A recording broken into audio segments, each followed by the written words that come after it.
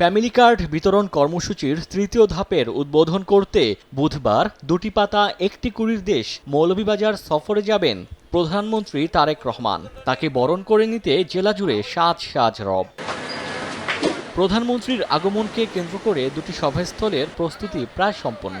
সাজানো হয়েছে মৌলভীবাজার সরকারি উচ্চ বিদ্যালয় ও শ্রীমঙ্গল ভিক্টোরিয়া উচ্চ বিদ্যালয় মাঠ।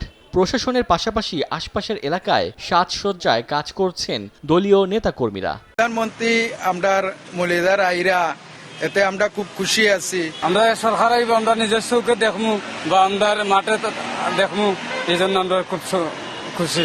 সবাই খুবই অধীর আগ্রহে অপেক্ষা করছে আমাদের নতুন প্রধানমন্ত্রীকে দেখার জন্য। প্রধানমন্ত্রীর সফরকে ঘিরে রাখা হয়েছে নিচ্ছিদ্র নিরাপত্তা ব্যবস্থা।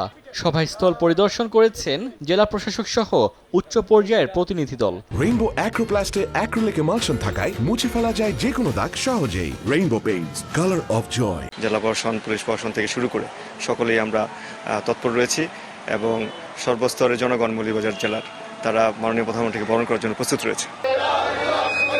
এদিকে দলীয় প্রধানের আগমনে উচ্ছ্বসিত বিএনপি নেতাকর্মীরাও। সরকার গঠনের পর প্রথম মৌলভীবাজার সফরে জেলায় মেডিকেল কলেজ স্থাপন ও শমশেরনগর বিমানবন্দর চালুসহ বেশ কিছু দাবি তুলে ধরার কথা জানান তারা। আমরা মৌলভীবাজার শ্রীমঙ্গল একটা বাইপাস সড়ক চাচ্ছি, এই জিনিসটা আমরা খুব গুরুত্ব সহকারে তুলে ধরব।